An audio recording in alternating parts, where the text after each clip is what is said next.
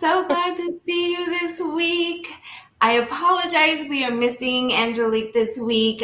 She is recovering, and we wish her wonderful, wonderful vibes and lots of light and love. So she will not be joining us, unfortunately, but I'm sure if she can chime in or say hi or send a chat, she will. But I am here today with Heidi Pauer. And if you all don't know me, I'm Laura. I am with ODAA Virtual Assistant Agency. Angelique owns Lady Powerhouse Solutions, which is also a virtual assistant project management agency. And we are in belief of non-compete. So Angelique and I support each other 100%. We've become business besties throughout this time, and we really believe in that abundance mindset and bringing that in. So that is what the podcast has become. It's become that non-compete, supporting women, bringing us all up, remembering how we are as women for each other and what we can do when we come together. So that is what FTCP or Fempreneur True Confessions podcast is. And that is what we are all about. And as I said, we have Heidi Pauer here today. And I am going to read her bio. Give me 1 second. She has been a mixed media artist since she was very young, and Kind Find was born when she started creating jewelry on a whim and kept exploring that medium. Heidi creates art, writes poetry, dances, acts, sings, sews, and tries just about every creative expression because because she feels called to do so. There we go. She doesn't worry if what she is creating is good enough, if it brings her joy, or if she is curious about an idea she just goes for it. Practicing improvisation really helps her stay in the moment and let go of expectations, as she really cares about making the world a better place through repurposing materials and through daily interactions of kindness. After 30 years as a public school educator, she made the leap to being a full-time artist in July of 2022. Currently, she creates jewelry out of lots of different materials, and she keeps coming up with new designs through those materials. But who knows what she will create tomorrow? She will continue creating something and choosing kindness, and she is open to her ever evolving life journey that she has intentionally chosen. Which I Oh, love. thank you, Laura. We're so glad to have you. I'm so happy to be here. Yes. So I know Heidi through an amazing group and cohort that we are a part of. And I know a little bit more about Heidi and her journey and what she is about. And it's just so amazing to get to know her through this wonderful group. These women are so wonderful. Mm. And I was excited when you were like, yes, I'm going to come on. We're going to talk because I know you went from education into your own business, and that journey is one amazing journey. But I also wanted to discuss, before we go into that full part of it, I wanted to sit down and the group that we're a part of is really about um, that consciousness, what we're doing in the world, what we're giving out as much as we're receiving, and how that works, and the ebb and flow of it, and that embodiment of who we are.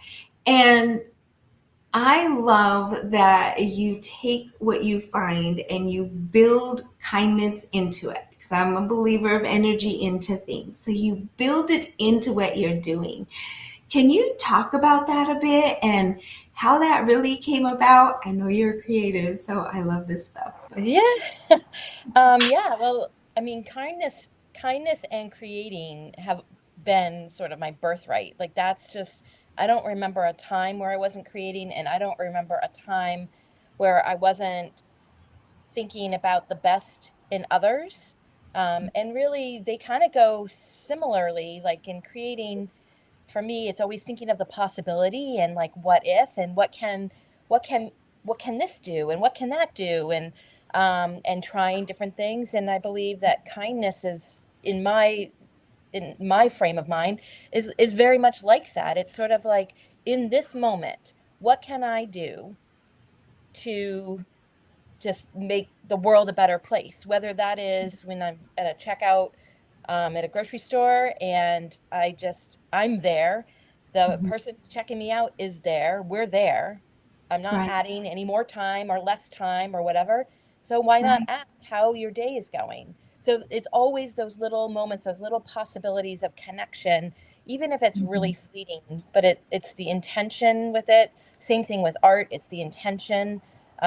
It is going with that moment. It's putting, I mean, I think sometimes like kindness is really a brave act because you don't know how it's going to land. Mhm. Um, and so I don't worry about how it's going to land. I just kind of do what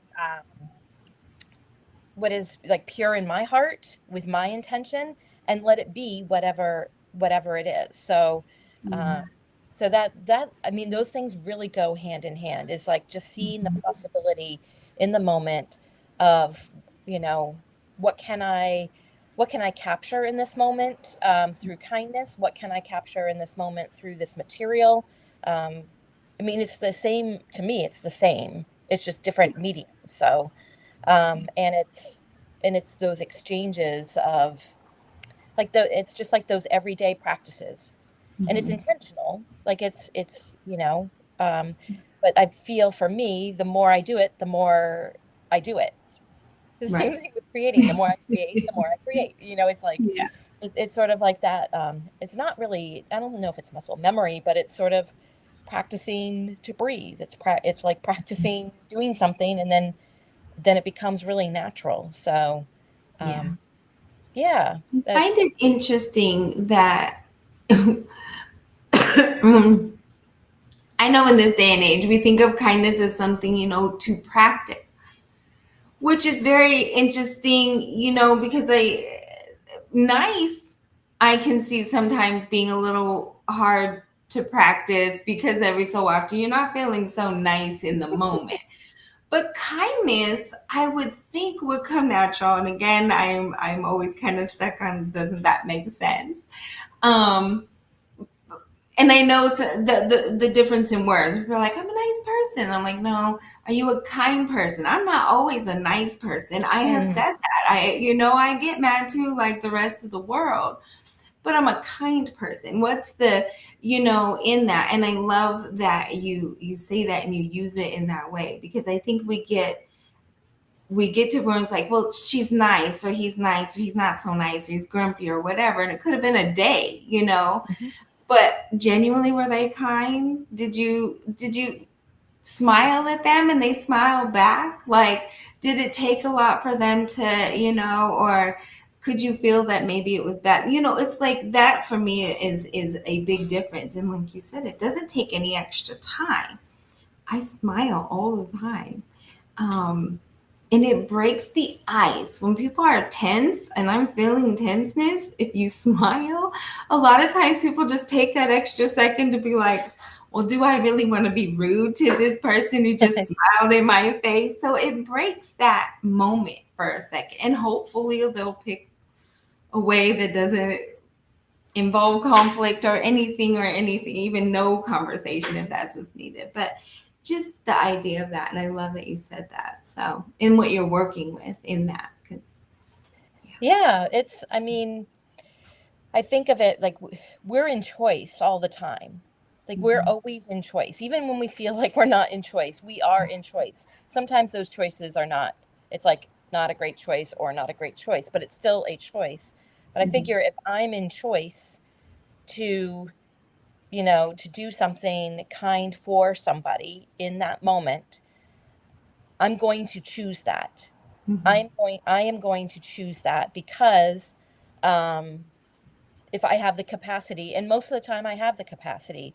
So why not? Why not do that? If I have the capacity, if I have the intention, if I have the desire to do that, and the key point is to do it without expectation of anything in return, of how it's going to land. Somebody might be in their moment, and you might say like, "Oh, how's your day going?" And they're just like, and that that's okay. That is Yep. okay. People have those days, and it's like it's fine. I Yeah. think the root of that is compassion and empathy and just understanding that, in our humanness, we're complex and we have all these different things. But if I can, just offer that opportunity in these little moments without expectation that somebody's going to bite on that Mhm. invitation of, you know, having the conversation or whatever. And one of my favorite kind things to do is when I'm out and about going places, either on vacation or I'm going for a hike or whatever, I'll see families trying to take a photo Mhm. and I'll offer, "Can I take a photo of you?" Because I figure I'm fairly unassuming. I don't look like I'm going to run off with their phone. I don't seem to have this threatening thing. And it's like some people will say no, and some people are like, "Oh, that's the nicest thing." And it's like I'm already there. Right. I know how to take a picture. I'll Mhm. just do that. I know I'm pure of heart. I'm not gonna take off with the camera. So, Right. like, why not? And they're gonna Mhm. love that because I'm like, somebody gets left out of the picture usually. Always. Yeah. Yeah. Like somebody gets at if they're trying to capture that. So those are like little moments that I look for, and I'm happy to do that. It's fleeting. I'll never see these people again, but then they have this picture of their family that they would not have had captured. So. Right. Yeah. So those Absolutely. those and the fear is like, if you ask somebody, they're gonna be like, "Oh, you're creepy. What are you doing?" or whatever. But I like it's fine. Like if they think Right. that way, that's okay. I'm, Mhm.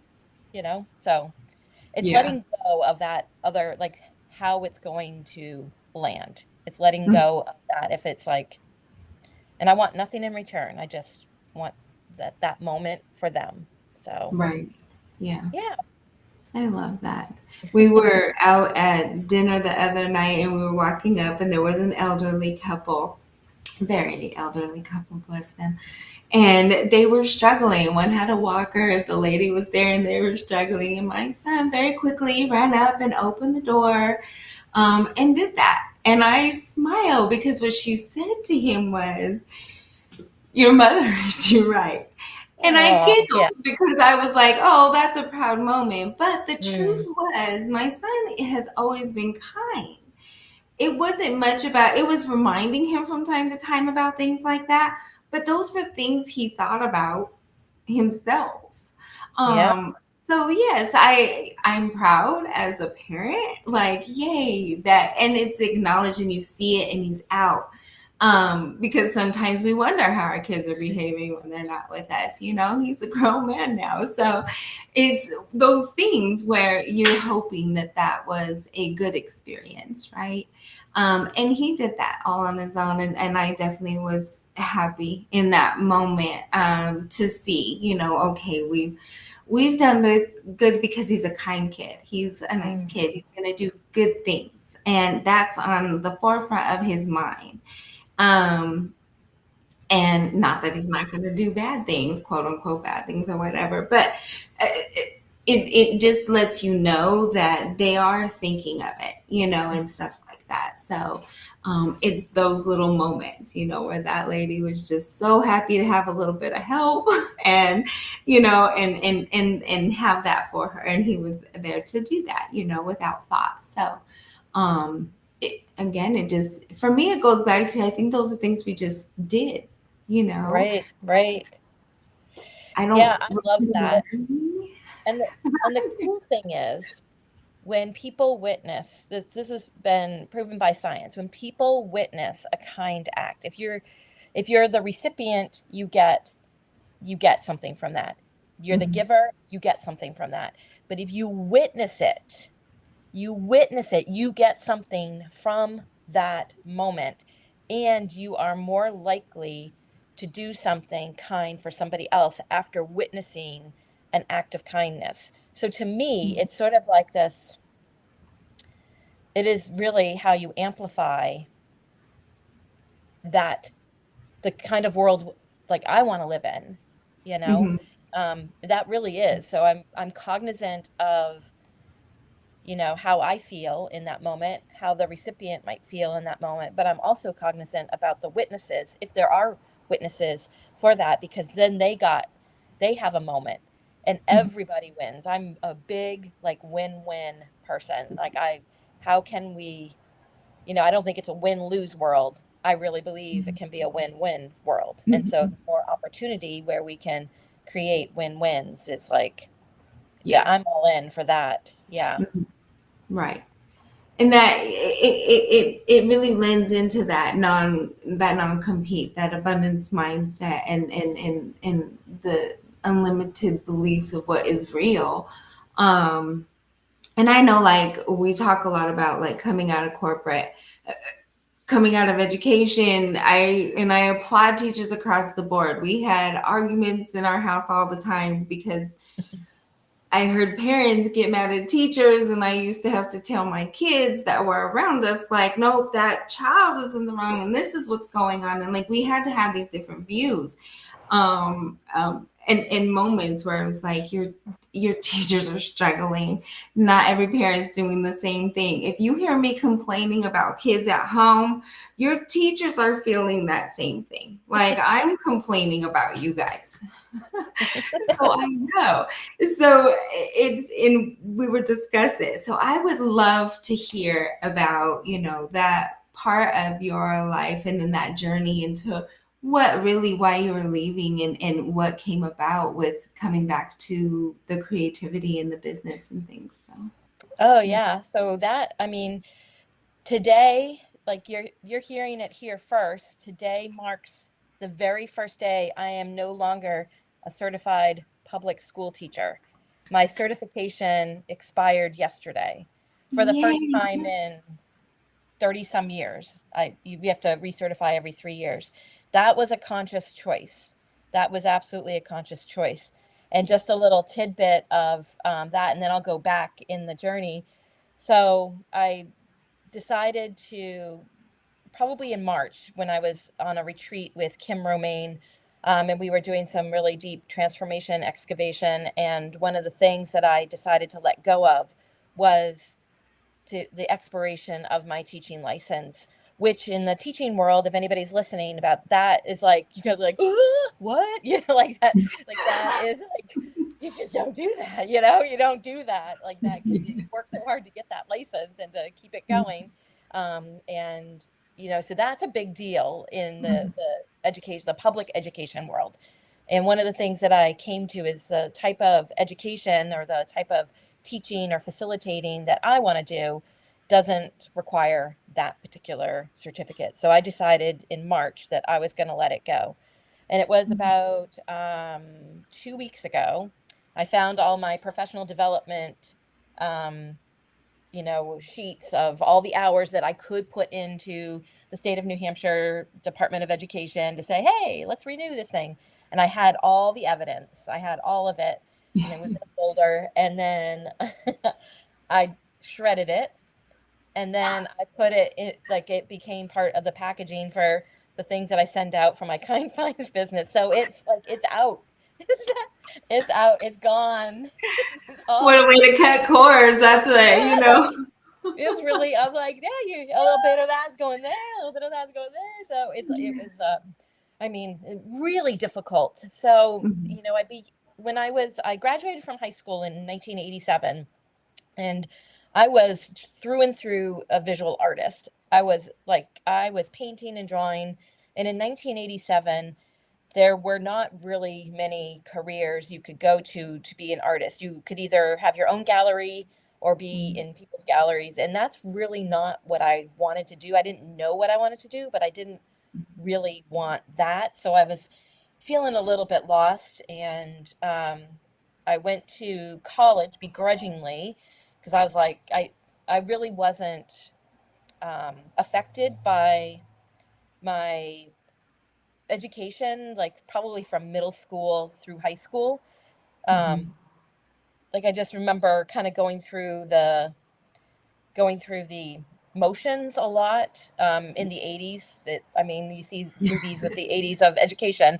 That's kind of like what it was. When you see the Bueller. I mean, I had some standout educators. I lived in the art room, loved my art teacher, loved her. She was like, because of her, I made it through. So I was really in the art world. Went to college and went undeclared, and that was like an opening for me that I didn't even see. I was taking an English class, like the standard English class that every freshman has to take. And it was the Mhm. first time that someone had asked me what I thought about a book. Like, just Mm. what is your opinion? You're like, you want Wow. my opinion?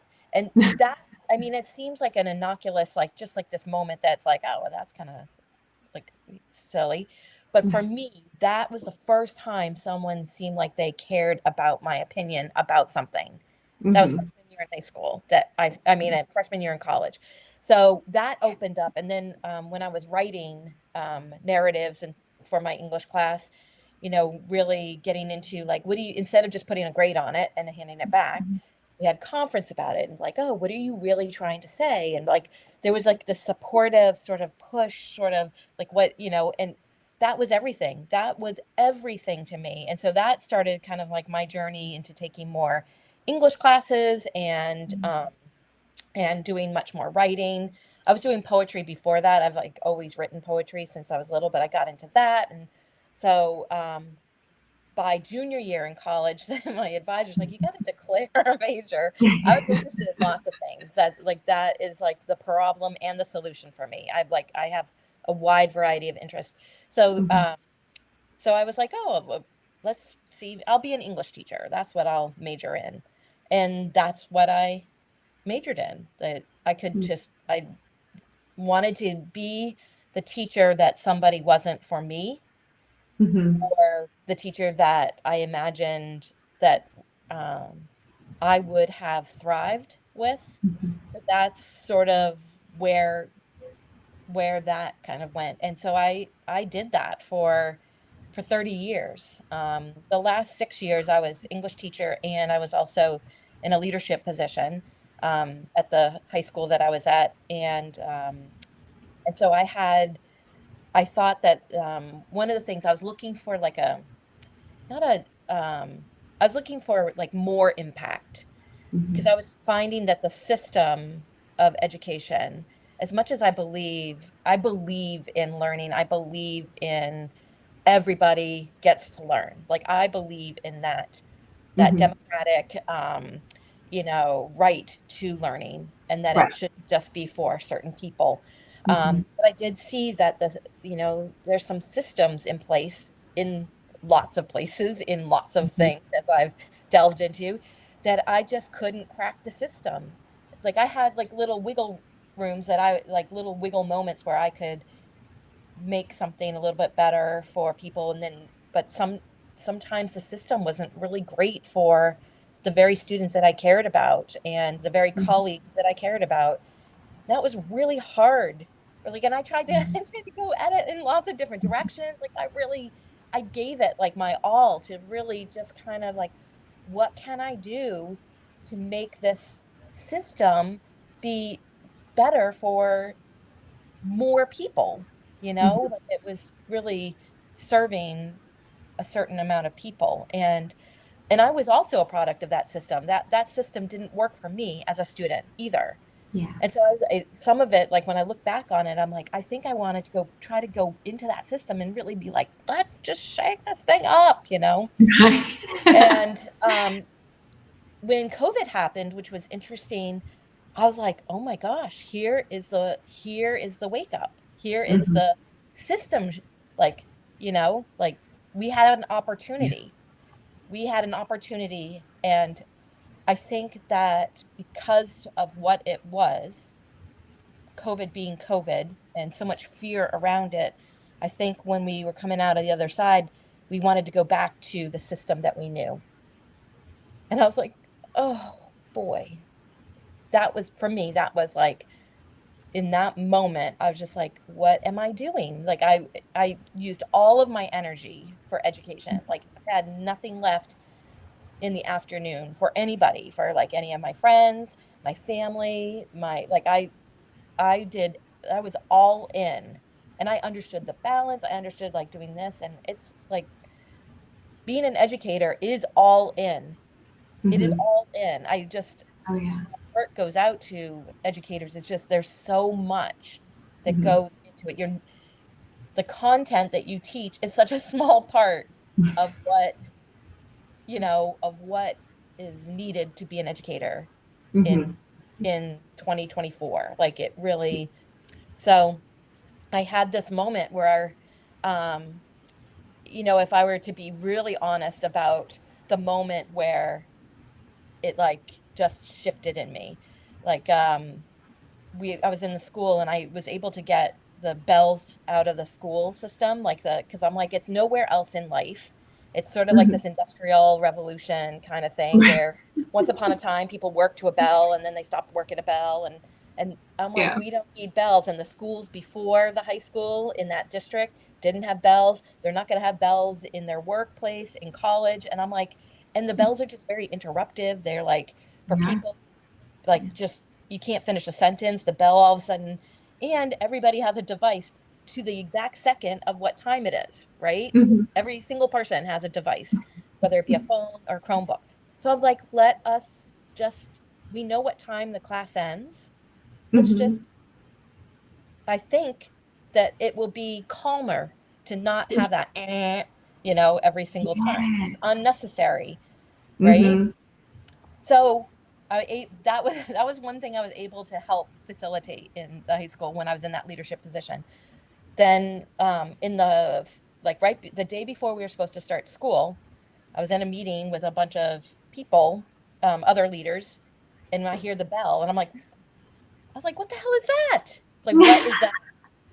Like, I think I used another word that I usually Right. don't use, like, and people were like, "I'm like, what is going on?" There was like no conversation about it. They just came Mm-hmm. back.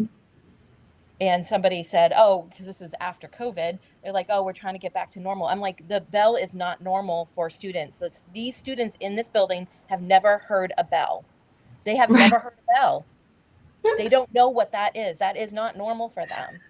And I just Uh-huh. remember something, it sounds so silly. Mm-hmm. I'm like, literally, the bell system in our school is a switch. It's a switch. Mm-hmm. If we can't do that, I remember thinking, if we can't do that, I Mm-hmm.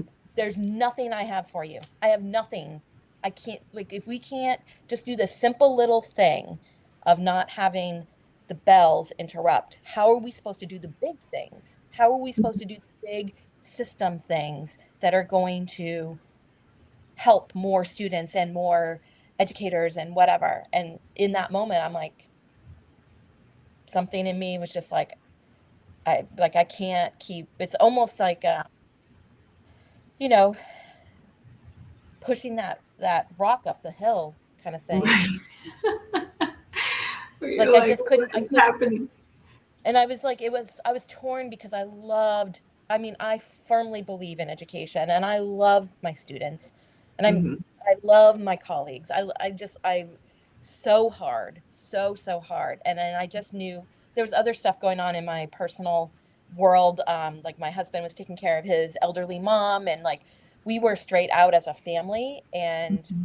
I did, simultaneously, I remember December being very like right before I ended was like just I just remember giving my son just like $20. Like I don't know where I don't we have no time to get food. I'm sorry. Like there's no Right. time. There's no time. Here's $20. Like get whatever you want. Like and I'm like that is Mm-hmm. not the way to live. So all of this was happening simultaneously and then I was like I just need to make space. I don't know for what, but I need to make space. I have no clarity. I don't know. I don't know what I need, but I need something different than what is happening here. And I can't see it no matter what, how it's like being in the snow globe. And I was like, it's like there's some good things about being in like a storm of whatever, like the snow, it's pretty, but then it's like, okay, I want the snow to stop. I want it to stop shaking. And so I needed clarity. So I kept saying, like, I need to make space. I need to make space for to see what would happen. And simultaneously, I had this like side hustle of creating jewelry and was doing that and had a Etsy shop. And so I was like, I'm going to lean into that as like my first, like, that's my first stop to see, like, after I'm done with teaching, that's what I'm going to, um, put some energy into while still creating space. And so, yeah, that was 2 years ago. Wow. And, um, and it's been like a really wild ride. That was like the most difficult decision I've ever had to make. Yeah. Well, that That was a part of your life. And I know back in the 80s, 90s, and 70s stuff, like, it was, we're going to make changes. And I come from that generation. Like, I'm a Gen Xer. So it was that yeah, same thing where, again, school was pushed in a certain way, but I didn't enjoy it past ninth grade. Before ninth grade, I never missed a day. We had all kinds of things. I had amazing teachers along the way that I think were strategically and divinely placed in my path. But when I hit the ninth grade, yeah, that all went everywhere. And it was just, and part of it was I'd been taught a whole lot about life and history that was not included in school. So, and we were very clear on things about indoctrinating and what we're being taught and how much had to be reversed and those kinds of things. So, um, it became very difficult for me in school due to a lot of those things. One, I was teachers back and forth. I was that kid that was like, "You're lying, like you're so full of shit." So it wasn't those easy things for my teachers. And later on, when I looked back, I loved the challenge. I hated the response. Why was I not allowed to be your challenge in a calm, collective way? Like, I wasn't out of control, but I was the one that was like, well, that's not what I was taught. And then, I we had great debates with the teachers that had to teach one way, but let's go ahead and bring that up since you were taught something different. And then we could have great classroom discussions and things like that. So those teachers knew that it was a benefit for somebody who didn't think the same. But most of the time it was, thinking this way and stuff like that. And seeing how hard it was for the teachers, I understood. I have friends that are teachers, and seeing what it's like, and knowing they all have different beliefs, and knowing that there's a structure that you have to teach, and that this may not be the greatest thing or best way. I'm ADHD and I've got my thing and difficulty in learning, but I had, like I said, I had strategically placed teachers, divinely placed, because during certain periods where it wasn't going to be easy, they seemed to be there. So yeah, it was definitely one of those where the problems I did have were not apparent. They were able to help work through it and know that I thought differently, and that I wasn't special ed. I had an IQ off the charts, but I was thinking differently, and they couldn't teach the same way to me. I would be considered a certain child or whatever. And sorry if I'm not offensive in any way. For us, when I was young, that was the title of what was going to happen. Like, your daughter is going to special education if she doesn't learn this way. So we had teachers in places, that just seemed to come along that knew it was different and was like, okay, I got you. So they would teach the class, they know I would get it, and then they'd come in and in that other way and be like, now this is how you retain it, and things like that. So it was amazing to have that and be able to do that, because I think we were all gunning for those changes. We saw them and it's like, things need to get fixed. um you yeah, know yeah. and There is no normal brain. That doesn't exist. That is fictitious. Like, if you look at brain scans, there's like no average brain, there's no normal brain. They're like, every brain scan is different. And so what you brought up about, like, you know, being taught differently, I mean, that's everybody learns differently. Everybody. Like, yeah. everybody. They might have some similarities in bits and pieces, but Right. and it can sometimes change through time. So I might learn a certain way when I'm 10 years old, but maybe now at age 55, I might learn differently or maybe similarly. And so, yeah, Yeah.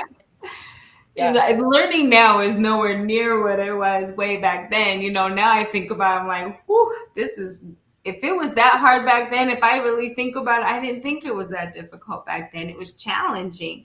Now, and I'm trying to learn something new, it's we were talking about technical the other day, where it's like I bang my head on the table because technical is a problem for me. So it's those kinds of things where it's like, yeah, I don't learn anywhere near the same way I did when I was young. Um, and still fairly fast, but not really. It depends on what it is. If it's something, as a child, I loved everything. You're soaking up all of it. You were learning from every single thing you were doing all the time. So I was always doing and learning. And now I know what I do and do not like. Like I've formed that, like, it's not my thing. And so now when you've got to learn something, that's where the challenge comes in, is that's more like I've picked those worlds where that's not something I'm really keen or into or whatever. That's where those challenges come in for me, especially when it's like I don't want to. Right. So that Right. inner And you child just brings brought up like that's like 90% of the students, right? Like I have to be at right, the school. I don't want to. And I'm like, "Oh, it right. just breaks my heart because, like Hmm.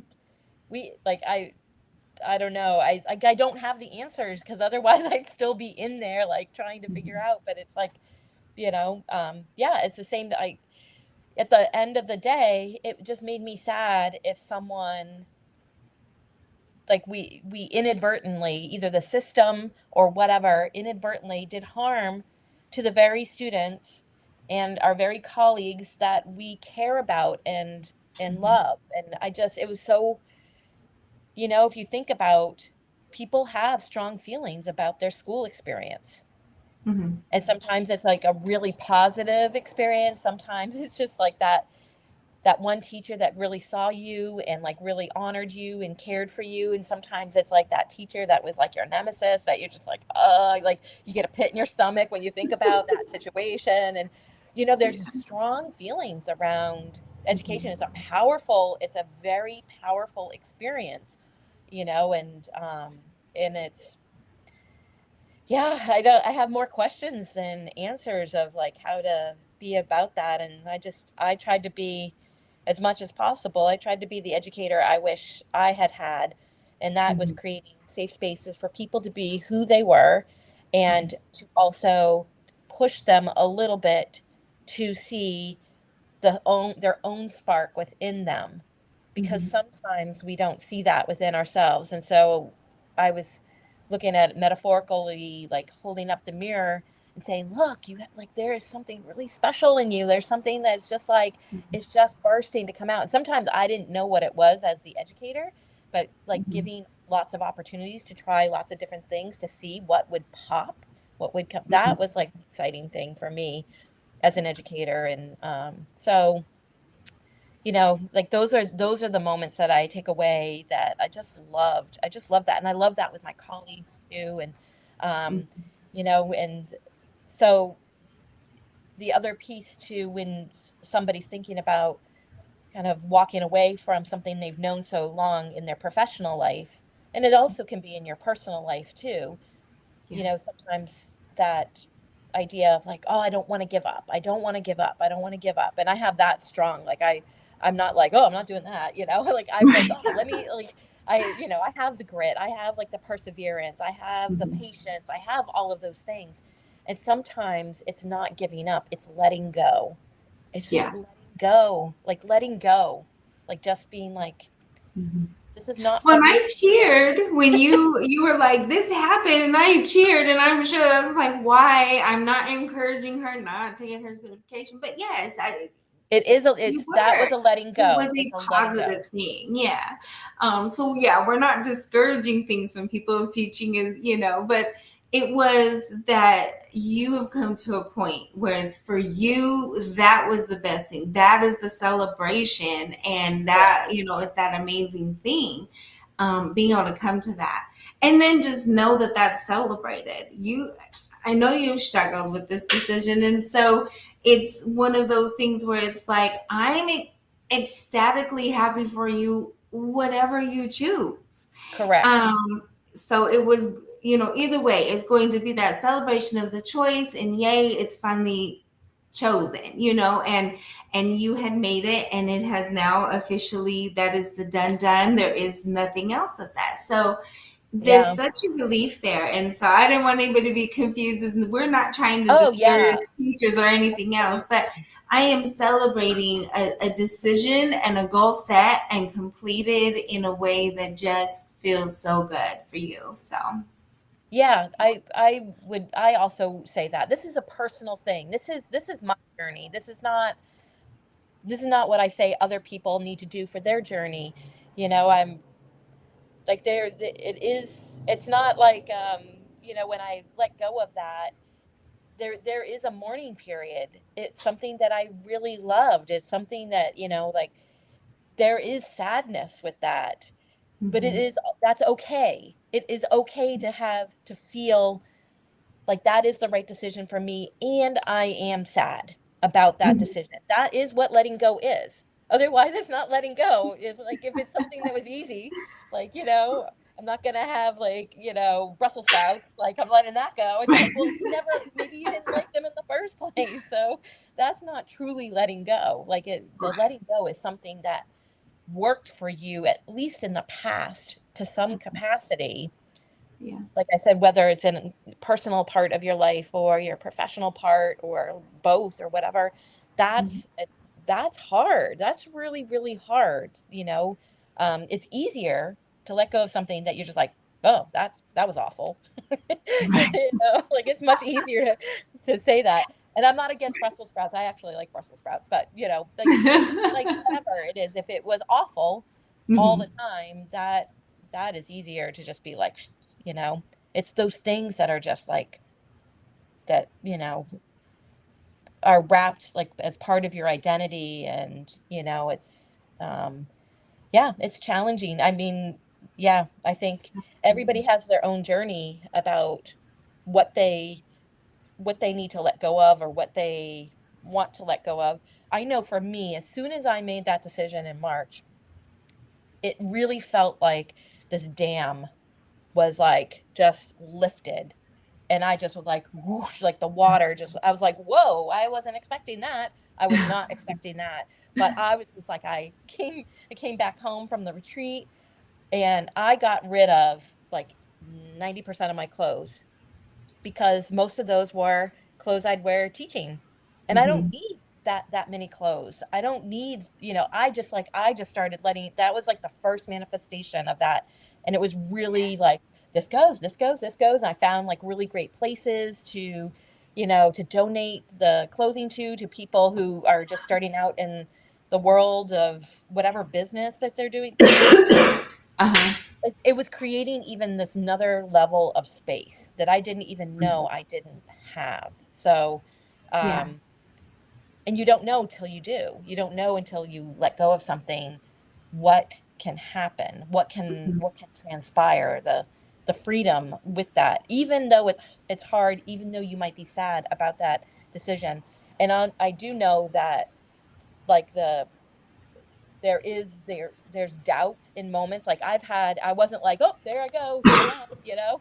There's Mhm. still that doubt will come in and be like, are you sure that's really what you want to do? Are you sure? And I'm like, so it's a Yeah. process. It is really a process. So it's Mhm. not like this, it is not clean. It is messy. It is messy stuff.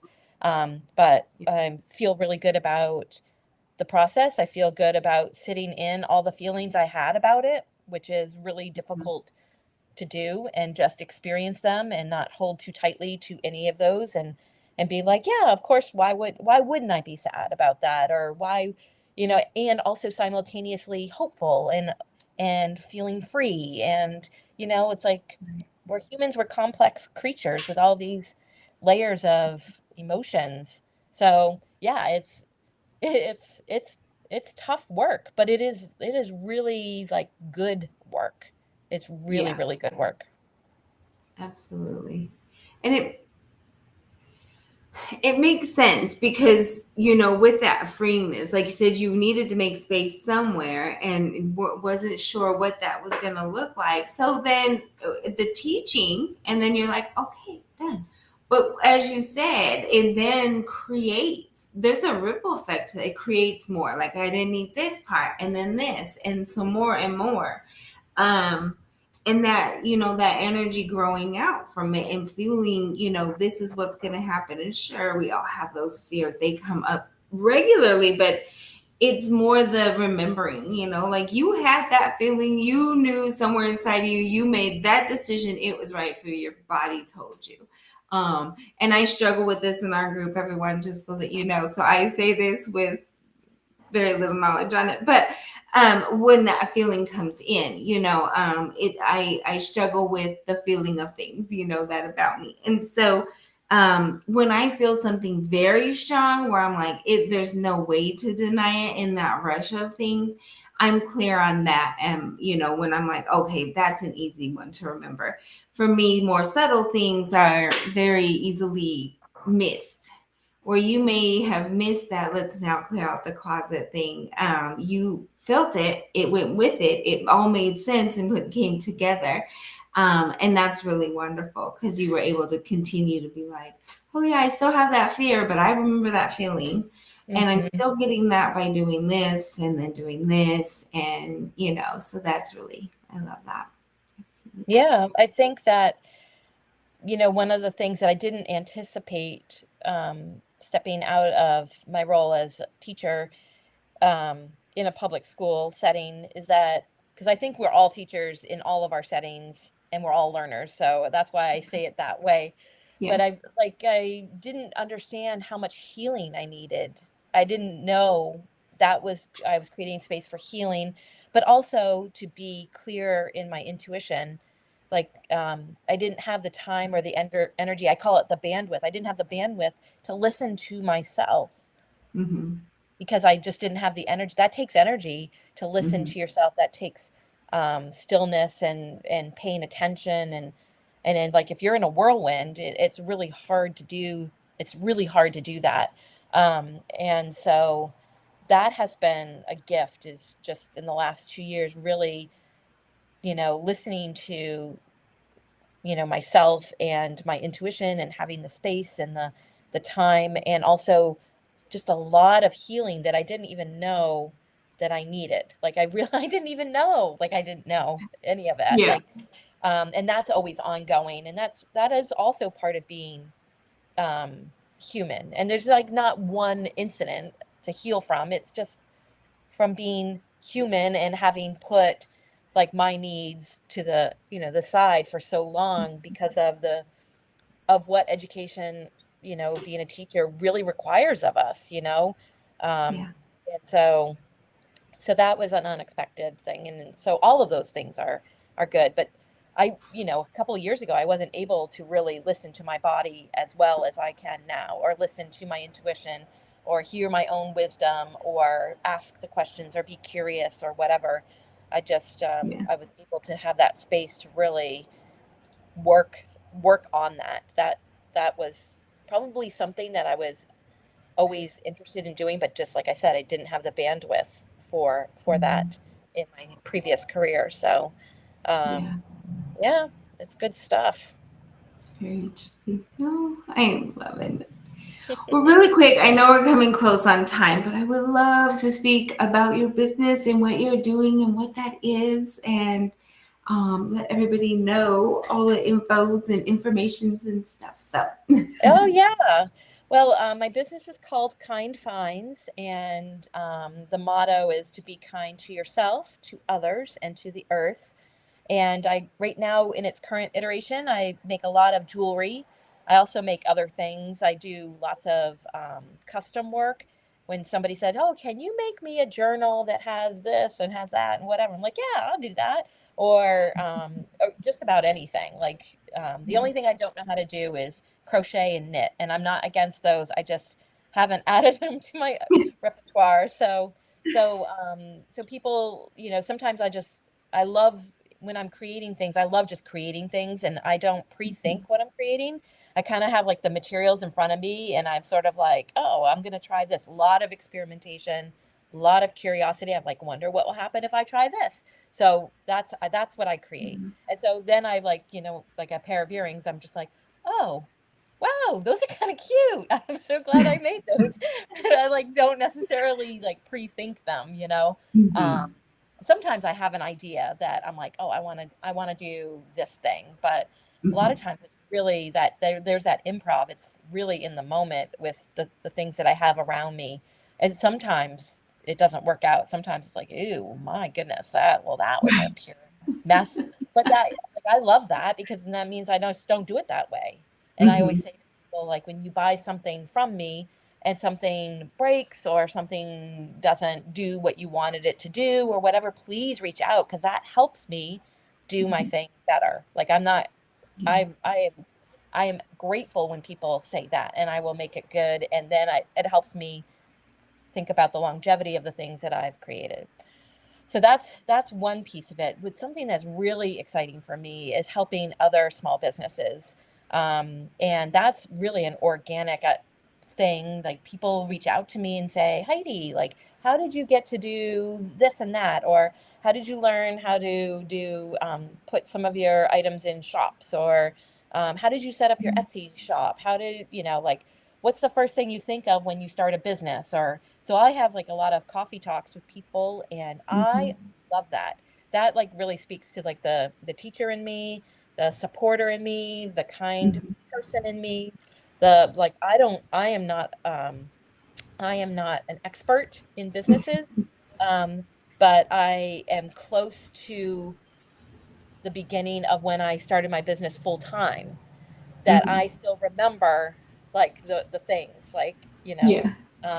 of what to consider, and then in that same breath, I try to support as many small businesses as possible, whether it's like sharing their social media platforms, telling people, to go there. I've been known to do like an improv dance, like a quirky dance in a business so that it shows off the business, but it also shows off like the energy that's there. And because I love to dance. I'm not a trained dancer and I don't need to be a trained dancer. So when I do those dances, I just choose the music and I haven't choreographed anything. And we do it in one shot and I don't edit it. Like I don't say like, oh, we got to do it again. Oh, we got to do it again. So what you see is what you get. And that's deliberate. That is also very deliberate because Yeah. that's the humanness. So I do things like that. Or, you know, um, when I meet somebody, I like say, how can I support you? How can I help, build you up? And there Mhm. are, I make a lot of jewelry, and there are other jewelry artists that I love. Like right now, I'm wearing Becky Sawyer's earrings. These I love butterflies in general. But I Healthy. mean, you will see me wear other people's stuff because Mhm. I fully believe in that non-compete. Remember, I said like win-win. We Mhm. support one another.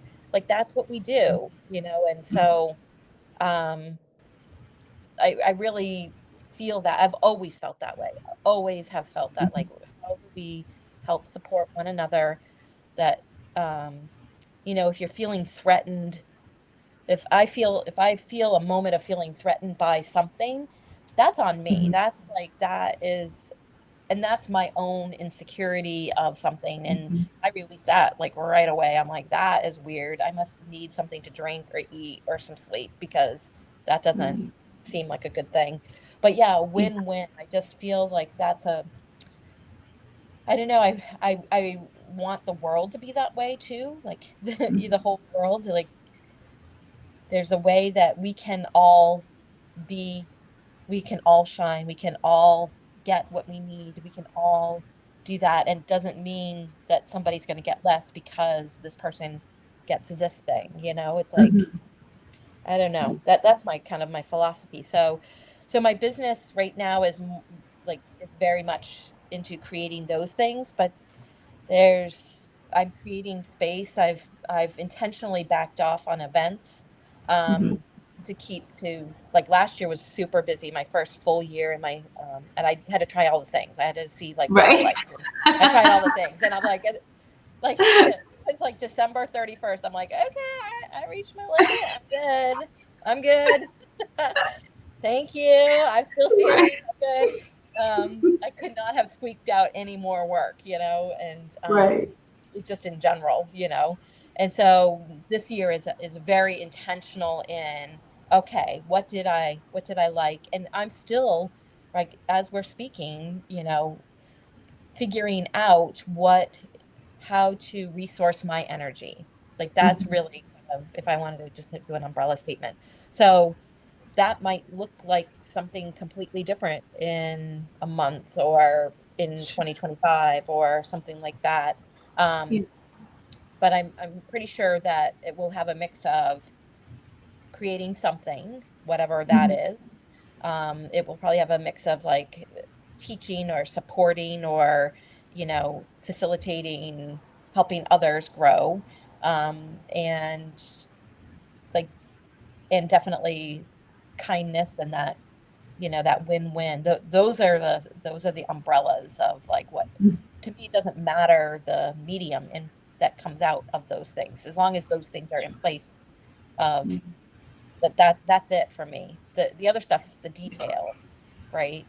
Right. So, It's the big plan, you've gone with it, that like if you build it, they will come kind of thing. So right, it's like right, you get the message and you're like, okay, here I am. We'll see right. where this Yeah, goes. and And I say that all the time, like, we'll see where this goes. right. Yeah. And I'm really the hustle culture is like is tough. Like there, like my business wants to grow. Like it's like, come on, let's do this Mhm. thing. It's like it wants to grow. And I'm just kind of like, well, I know you want to run, but I think we want clarity before we run, like, so that's really like those little fine tuning in businesses, because you always hear people talking about they want to grow their business. And it's like, Right. I wanted to grow my business to a certain extent. And then now I'm like, okay, now I really want to be like really, really intentional. I was intentional to begin with, but like really, really intentional with my business, which might not really be grow. It Mhm. might be morph. It might be something a little bit different. I don't know, Right. so um but there's not a lot of people talking about that. A lot of people Yeah. are talking about like growing their business, Yeah.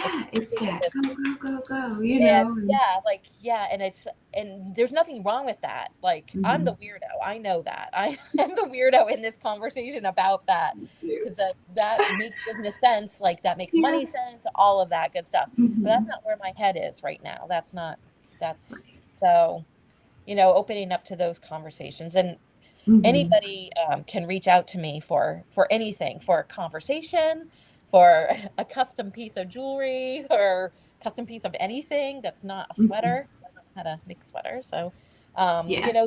like I'm really open to any invitation. Um and in that invitation, I'll be honest about what I can or cannot um help with, like that.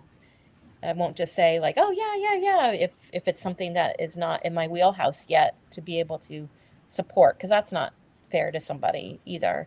Um, Mhm. but yeah, I'm easy to find, and people can just like reach out, um, and I love like that connection with people. That's Yeah. the thing. That's also the thing that I loved about teaching too, is that connection with other humans. And so yeah, it's all good stuff. Yeah. Absolutely. Love it. Well, we will be sure to put your link, all the links, all to all the places, all the stuff you sent us in the show notes. So you guys will be able to find that there. And so we have a guest next week that I didn't grab her bio, and I kind of did this on purpose. She's a repeat guest. Her name is Ricky Smith. So we're going to mention in the show notes which episode she was, so you guys can go back and catch up on that, and read up about her and hear about her and that one. So it'll be really exciting because Angelique was not able to be at that one last time, so she'll get to be able to be on that one as well. So it'll be super exciting. So I love it. So next week, Ricky Smith will put the episode, her original episode information on, or I think it was going out in our highlights as well. So if you guys want to catch up on the first one so you know what the second one is coming up, it's definitely a good idea to go do that. We now have sponsorships and sponsor programs. So if you're interested in that, please, we'll put the link to that to get in touch with us about doing those as well. And Heidi, I am so glad that you were able to be on and come speak to us and or to me today and really just bring your story out there. The more we support women and the more that we show that these conversations can be tough, but getting vulnerable and being out there doesn't have to be scary, you know.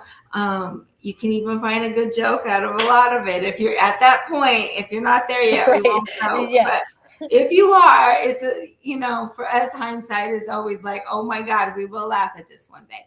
Oh, So, you know, and we absolutely. usually do. Usually we find humor in some of the most tragic things later on. Like it could just be the way someone reacted or whatever. But Yes. it's that ability to be like, okay, it doesn't affect anymore. So, but we really love that you were here with us and bringing that in and the story of, you know, coming out of education and really finding your creative outlook and out or oh God, Yeah. what's what I'm looking for? You know what I'm looking for. Yeah. Okay. It's like You outlook, can read my mind. outlet, Outlet. There we go. just coming out in your creative cocoon, you know, all of Right. that. Yeah. I was following. Absolutely. Yes. All right, everyone. Well, It was thank such you a treat. again. Thank you.